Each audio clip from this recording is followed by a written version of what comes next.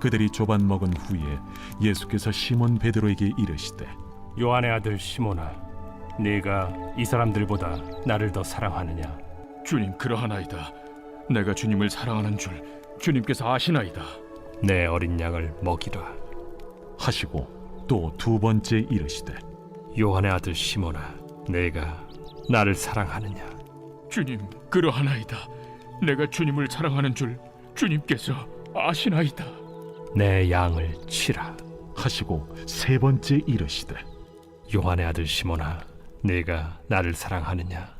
주께서 세 번째 내가 나를 사랑하느냐 하심으로 베드로가 근심하여 이르되 주님, 모든 것을 아시오매. 내가 주님을 사랑하는 줄 주님께서 아시나이다. 내 양을 먹이라. 내가 진실로 진실로 네게 이르노니 네가 젊어서는 스스로 띠뛰고 원하는 곳으로 다녔거니와 늙어서는 네 팔을 벌리리니 남이 네게 띠띠우고 원하지 아니하는 곳으로 데려가리라.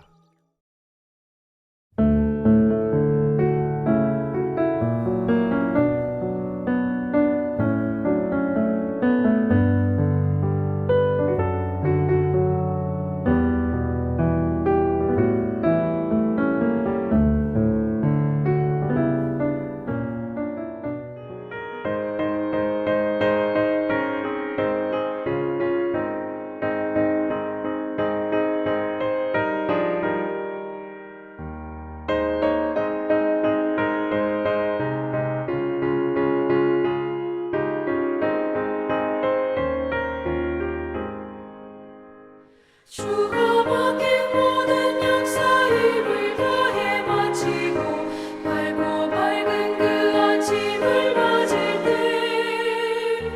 요단강을 건너가서 주의 손을 붙잡고 기쁨으로 주의 얼굴 뵈오리.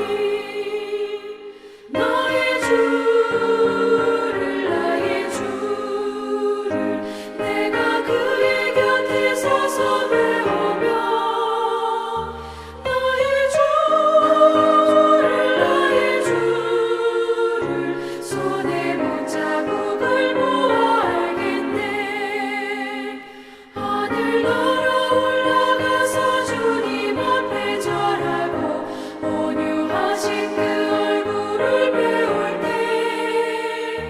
있을 곳을 예비하신 그 신사랑 고마워 나의 주께 기쁜 찬송 드리리.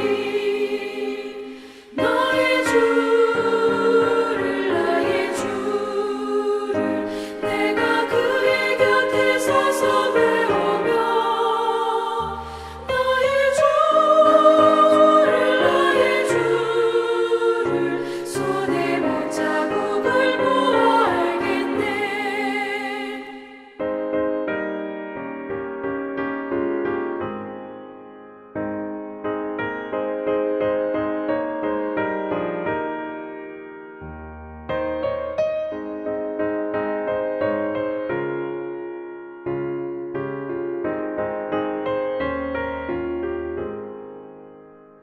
이 세상을 일찍 떠난 사랑하는 성도들 나를 맞을 준비하고 있겠네. 저희들과 한 소리로 찬송 부르기 전에 먼저 사랑하는 주를 배우리. 나의 주를 내가 그의 곁에 서서 배우며 나의 주를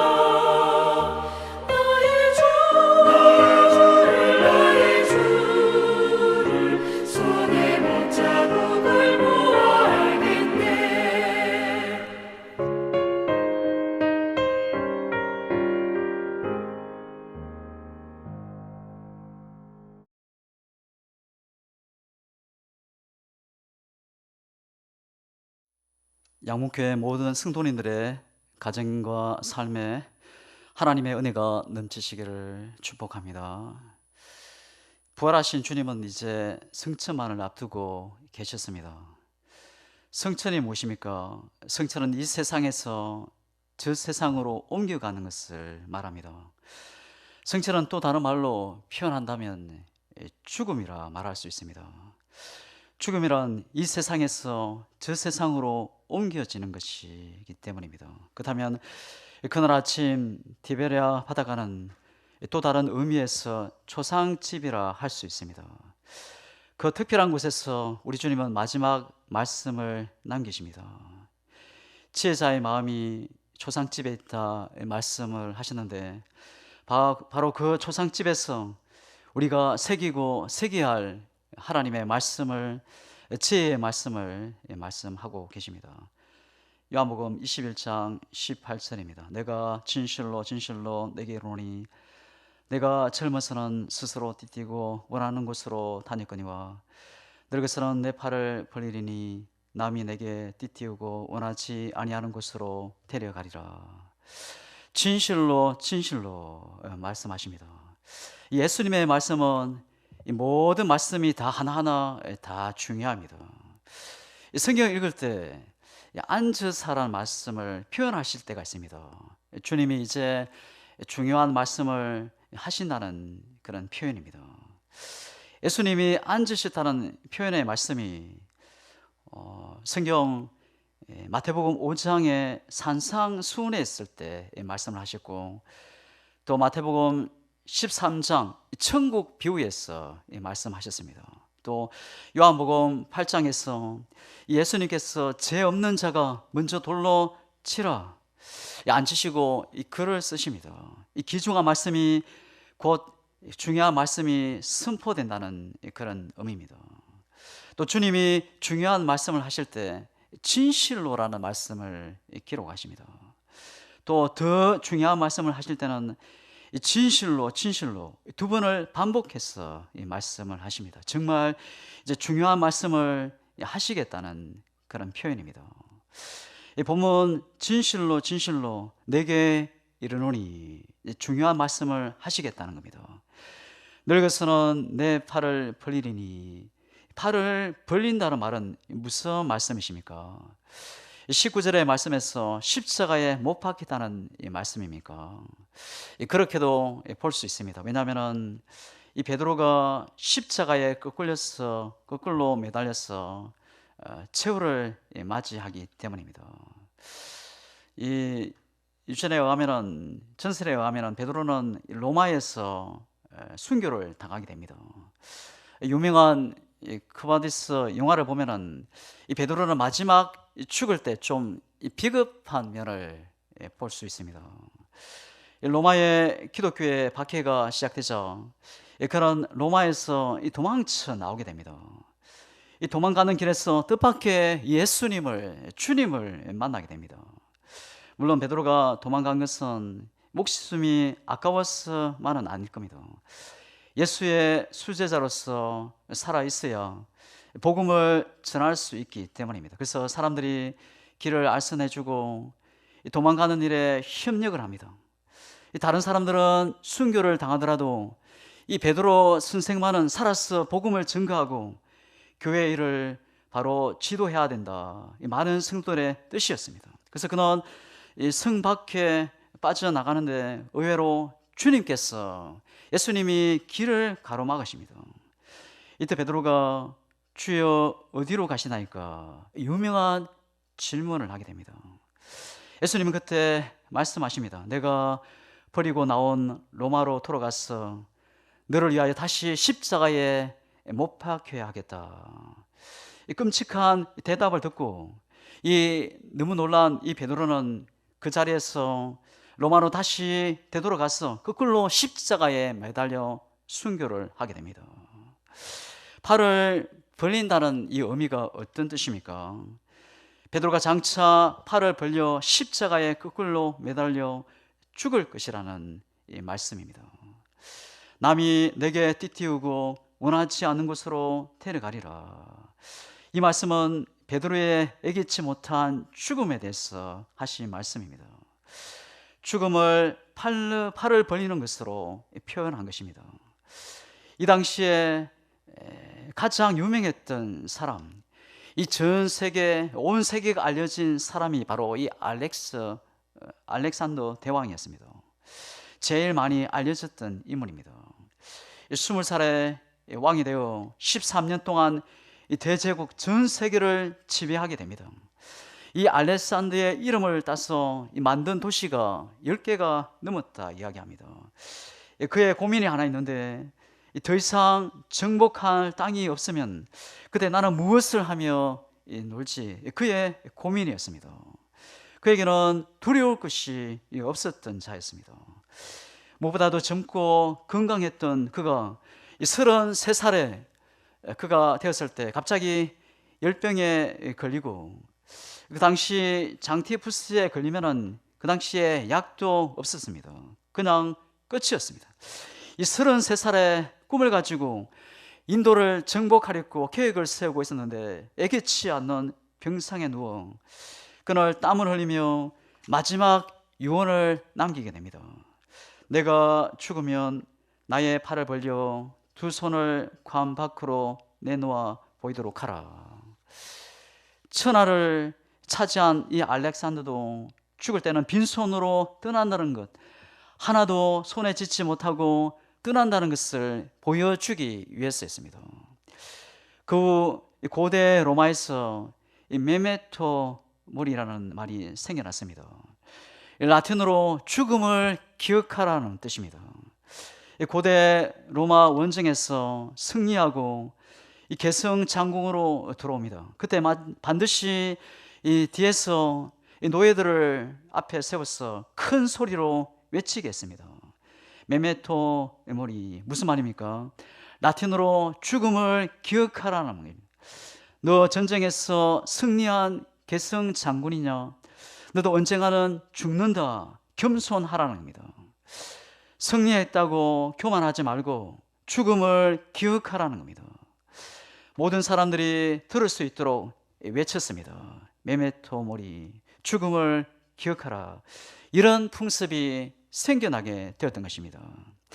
당시 알렉산더는 이집트를 정복하기 위해 이 메게도냐에서 예루살렘 가자 지구를 짓밟으며 지나갔습니다.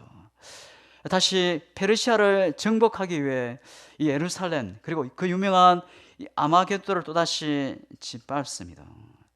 이 팔레스타인, 이스라엘은 이 아시아, 아프리카, 유럽을 잇는 이 교통의 요청지였습니다. 전쟁만 일어나면은 피해를 입는 곳이 이 예루살렘이었습니다. 그리고 아마겟돈이 마지막 전쟁이 있을 것이다 얘기합니다. 이스라엘 사람들이 알렉산더에 대해서 너무나도 잘 알고 있었습니다. 그의 죽음에 관해 팔을 벌리고 장례를 치른 일도 잘 알고 있었습니다. 팔을 벌린다는 말은 당신은 죽는다, 세상을 떠난다는 것입니다. 베드로가 예기치 않는 방법으로, 예기치 않는 장소에서, 예기치 않는 죽음으로, 예기치 않는 사람들에 의해서 죽음을 맞이하게 될 것이다. 세상을 떠나게 될 것이다. 이 엄중한 말씀입니다. 이 베드로뿐만이 아니라 우리 모두가 다 내가 원하지 않는 방법으로, 내가 원하지 않는 장소에서, 내가 예기치 않는 모습으로, 내가 원하지 않는 죽음으로 세상을 떠나게 될 것을 깨우치는 말씀입니다. 사람들이 다 죽는다 말하지만 자신만은 죽음에서 예외인 것처럼 말하고 행동합니다. 나도 팔을 벌린 날이 올 것입니다. 언제입니까? 성경에서 이미 문 밖에서 이르렀다 말씀하십니다. 주님이 십자가를 지고 가실 때 이 베드로는 주님을 모른다, 3번이나 부인하고 저주까지 하게 됩니다. 그런 수제자 세상에는 없을 것입니다. 베드로는 나름대로 자기의 잘못을 뉘우치고 또 회개도 했지만 주님을 부인한 죄책감에서 전혀 벗어날 수가 없었습니다. 주님에 대한 충성도, 믿음도, 사랑도 다 사라져 버린 것 같았습니다. 베드로는 몸도 마음도 지쳐서 일어날 수가 없었습니다. 믿음도 사랑도 소망도 다 상실한 텅 빈 실패자의 모습이었습니다. 성천을 앞두고 주님을 그날 아침 디베라 바닷가에 실패와 절망 속에 있던 베드로를 친히 찾아오셨습니다. 그리고 주님은 베드로에게 첫 번째 말씀이 내가 왜 나를 부인했느냐, 내가 왜 나를 버리고 이곳에 왔느냐 말씀이 아니었습니다. 주님은 첫 번째 말씀은 내가 나를 사랑하느냐. 베드로에게 제일 먼저 하신 말씀은 사랑에 관한 말씀이었습니다. 왜냐하면 사랑이 모든 문제의 근원이요, 그 사랑의 회복, 치료가 일어나는 능력이 사랑이기 때문입니다. 주님은 그날 아침 바닷가에서 죽음을 마지막 주제로 다루시면서 질문과 명령을 하십니다. 내가 나를 더 사랑하느냐, 내가 나를 사랑하느냐, 내가 나를 사랑하느냐, 내 양을 먹이라, 내 양을 치라, 내 양을 먹이라. 베드로는 제자들을 대표하면서 우리 모두를 대표합니다. 그러면 양은 누구입니까? 모든 사람을 이야기합니다. 모두가 베드로요, 모두가 양입니다. 근데 내가 사랑해야 할 양은 어떤 양입니까? 내 곁에 두신 양은 어떤 양입니까?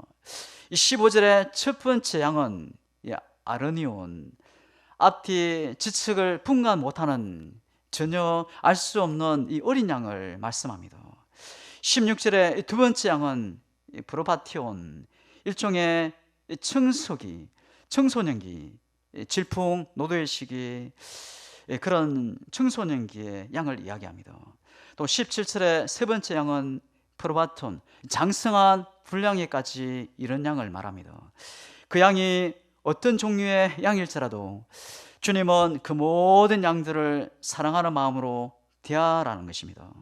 근데 내 곁에 오히려 날 괴롭히는 양들이 더 많이 참 쉽지 않습니다. 더 많아서 참 쉽지 않습니다. 내 팔 벌릴 날은 과연 언제일까요? 그날 주님은 5가지를 반드시 물어보게 될 것입니다. 첫째, 서로 돌아봐 사랑과 선행을 격려했는가? 둘째, 서로 친절하게 하며 불쌍히 여기며 서로 용서하기를 하나님이 그리스도 안에서 너희를 용서하신 것 같이 했는가? 셋째, 무릇 더러운 말을 너희 입 밖에서 내지 않고 오직 덕을 세우는데 소용하는 대로 선한 말을 하여 듣는 자들에게 은혜를 끼쳤는가? 넷째, 모든 악독과 노함과 분냉과 떠드는 것과 비방하는 것을 모든 악의와 함께 버렸는가? 마지막 5번째, 무엇보다도 뜨겁게 사랑했는가? 네, 할 수 있는 저와 여러분이 될 수 있기를 주님의 이름으로 축복합니다. 말씀을 맺겠습니다. 예수님은 베드로를 찾아오셔서 믿음과 소망과 사랑을 다 회복시키시고 베드로의 가슴에 양무리를 향한 사랑을, 생명을, 사명을 새롭게 불어넣으셨습니다. 베드로는 이제 주님과 양무리들을 위해서 살다가 주님과 그 양무리들을 위해서 팔을 벌리고 순교하는 영광스러운 죽음의 길을 걷게 되었습니다. 베드로는 새롭게 태어났습니다. 주님이 오셔서 베드로를 새롭게 만들어 주신 겁니다. 믿음과 소망과 사랑이 회복되면 세상에 두려울 것이 없습니다. 우리도 믿음과 소망과 사랑이 회복되어 우리의 생명 하나님이 부르시는 그날까지 사랑으로 또 사명 다 감당하고 하나님이 앞에 서는 그날까지 또 사랑으로 또 감사함으로 찬양으로 능력 있게 사명을 잘 감당하는 저와 여러분 되기를 주님의 이름으로 축복합니다. 기도하겠습니다. 하나님 아버지, 낙심과 절망 속에 있던 베드로를 친히 찾아오셔서 믿음과 사랑과 소망을 회복시키시고 또 미래의 꿈과 비전을 주신 주님, 우리 모든 성도들에게도 믿음과 소망과 사랑이 회복되게 하시고 생명으로, 성령으로, 사명으로 일어나게 하여 주옵소서. 아침 이슬 같고 안개 같은 우리의 인생, 오늘 하루를 살아도 영원한 하나님의 나라, 내 아버지 집 본향을 늘 생각하며 살게 하시고, 주신 사명 기쁨으로 찬양하며 믿음으로 감당하는 저희들 되게 하여 주시옵소서. 예수님의 이름으로 기도드립니다. 아멘.